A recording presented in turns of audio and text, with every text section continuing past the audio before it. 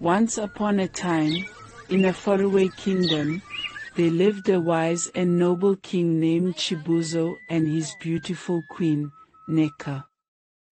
The people of the land adored their king and queen, but there was one thing that troubled the royal couple: they had no child. They prayed and waited for many years, and just when they were beginning to lose hope, their prayers were answered. Queen Neka conceived and gave birth to a son, whom they named Obiora. The kingdom rejoiced, for this child was a gift from the gods, and his parents loved him deeply. As time went by, Prince Obiora grew into a charming, handsome young man. He had a particular love for exploring the forests and mountains near his village. Despite the presence of palace guards, Obiora would often sneak out on his own, yearning for freedom and adventure away from the royal watch. In a neighboring village, there lived a humble family blessed with a beautiful daughter named Zara. Zara was known throughout the village for her good character, kindness, and beauty.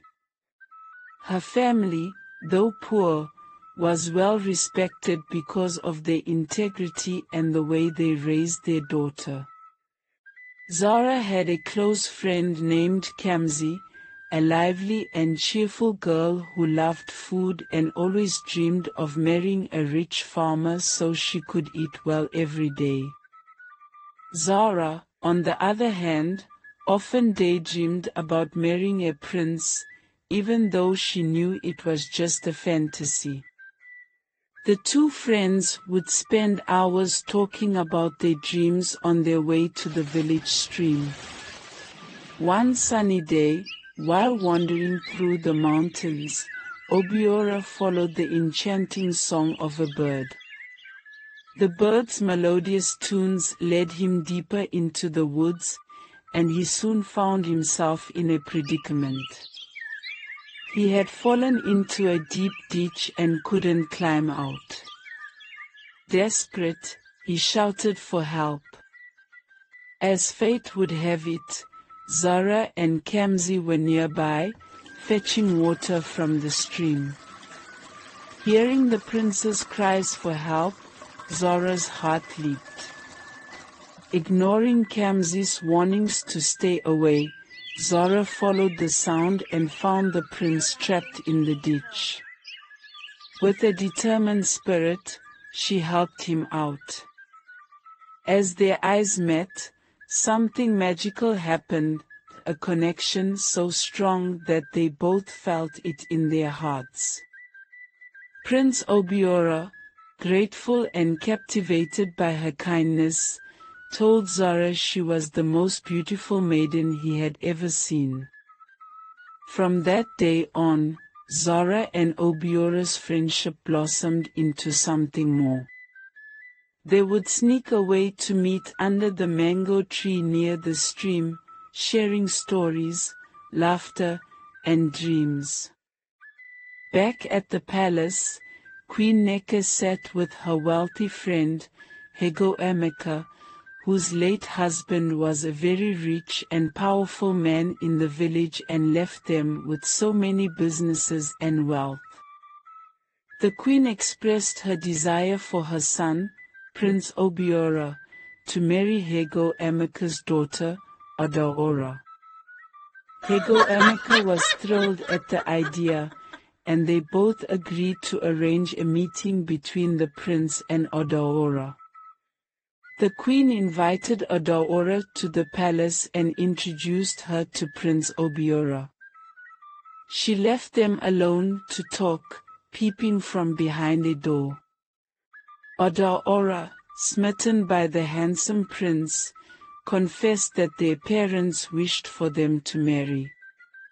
But Prince Obiora, with a kind yet firm voice, told her that he was already in love with someone else and could not marry her. He walked her out of the palace, leaving Adaora heartbroken. She returned home in tears, crying to her mother. The next day, Prince Obiora invited Zara to the palace to introduce her to his mother. But when Zara arrived, the queen was not pleased. She looked down on Zara, calling her a lowly girl from a poor family, and demanded that she leave the prince alone. Devastated, Zara ran out of the palace in tears, with Prince Obiora chasing after her, calling her name. But Zara kept running, her heart breaking with every step. Back in the palace, Prince Obiora confronted his mother, telling her that what she did was cruel. He declared that he would marry Zara, regardless of her status. But the queen was determined to have her way and urged her son to marry Odaora instead, for she came from a wealthy and powerful family. Angered and frustrated, the prince stormed out of the palace. Seeing that her son was determined to marry Zara, Queen Neka devised a plan. She invited Odaora, who was still heartbroken but hopeful, and together they visited a native doctor in a nearby village. The native doctor gave them a powerful love potion, telling Odaora to add it to the prince's food so that he would fall under her spell and do her bidding. It was late when they left the native doctor, so the queen instructed Odaora to return to the palace the next day to add the potion to the prince's meal. That night, Odaora told her mother about the plan. Her mother, however, had an even grander idea. "Why settle for being a princess?" she asked.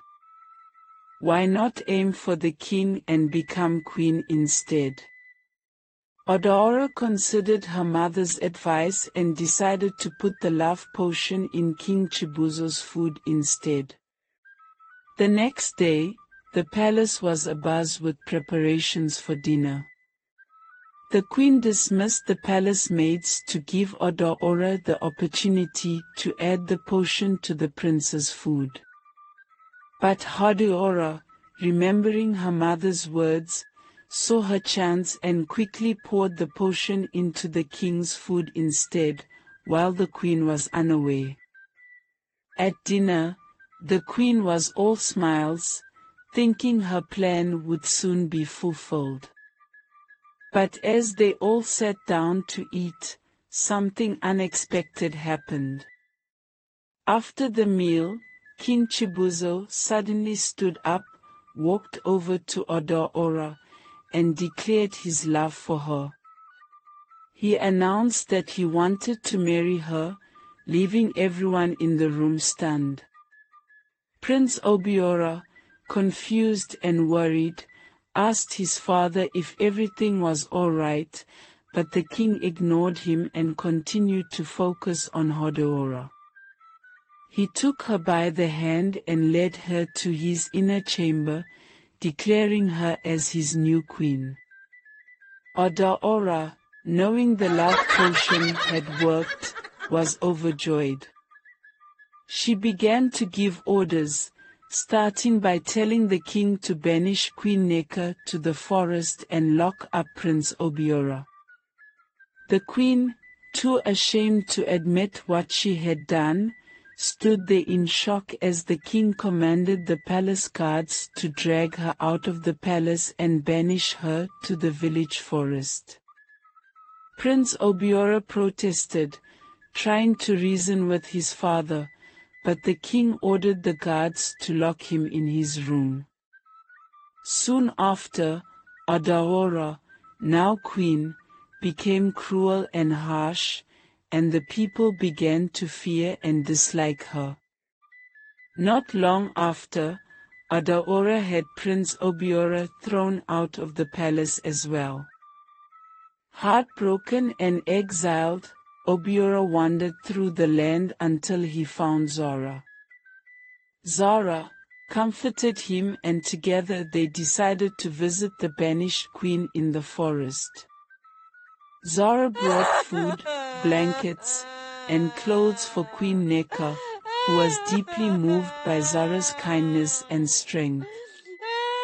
Filled with guilt and regret, Queen Neca confessed everything to Prince Obiora and Zara. She begged for their forgiveness and asked for their help in breaking the spell that had taken over King Chibuzo. Determined to restore peace to the kingdom, they all decided to return to the native doctor for advice. The native doctor revealed that the only way to break the spell was to make a sacrifice to the love goddess. But the sacrifice had to be carried through the dreaded evil forest, a place so feared that only someone with a pure and clean heart could enter and come out safely. Without hesitation, Zara volunteered to carry the sacrifice, despite warnings from her loved ones. Armed with nothing but her courage and pure heart, she ventured into the evil forest. As she entered, the trees grew taller and darker, their twisted branches reaching out like gnarled fingers. The air was thick with mist, and the sounds of strange creatures echoed through the darkness. Suddenly, Zara encountered a strange, glowing being with eyes as bright as stars. The being blocked her path and asked, "Why do you enter the evil forest, mortal? This is no place for the likes of you." Zara, her voice steady, explained her mission to break the spell on the king and restore peace to the kingdom. The being, sensing her sincerity and pure spirit, stepped aside and allowed her to pass. As Zara journeyed deeper into the forest, she came upon a monstrous creature with sharp teeth and fiery eyes. The monster roared, its voice shaking the ground beneath her feet. "I am the guardian of this path. No one passes without facing my wrath," the monster bellowed. But Zara, undeterred, knelt before the beast and pleaded with it. She spoke of her mission and how the fate of her people depended on her success. Moved by her bravery and goodness, the monster softened and allowed her to continue on her way. The deeper Zara went, the more challenges she faced. Strange creatures of all kinds appeared before her, each one testing her resolve. Yet, each time, her pure heart shone through, and the beings let her pass. They could sense the goodness within her, a light that could not be extinguished by the darkness of the forest. Finally, Zara reached the end of the evil forest, where a large, ancient tree stood. Beneath its roots was a sacred spot where the love goddess dwelled. Zara placed the sacrifice at the foot of the tree, her hands trembling with hope and exhaustion. She prayed fervently, asking the love goddess to break the spell and restore peace to the kingdom. The air grew still, and then the goddess appeared before her, radiant and powerful. The love goddess, moved by Zara's courage and pure heart, spoke in a voice like soft music. "Your heart is pure, and your spirit is strong. I will grant your request, for you have proven yourself worthy. The spell shall be broken, and peace shall return to your land." With a wave of her hand, the goddess accepted the sacrifice, and a warm, golden light spread across the forest, lifting the darkness. Zara hurried back through the forest, her heart light with joy.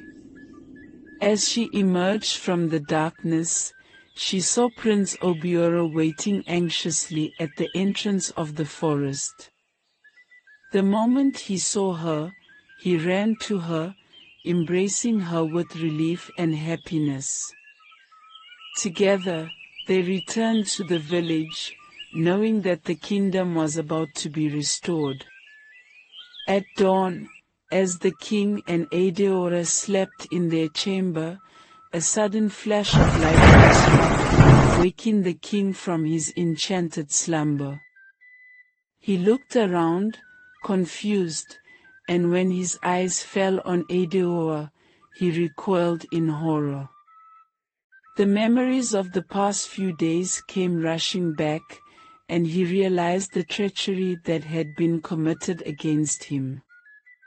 Furious, he called for the palace guards and ordered them to imprison Adeora immediately. He then commanded them to bring back Queen Neka and Prince Obiora. Queen Neka returned to the palace, her heart heavy with guilt and shame.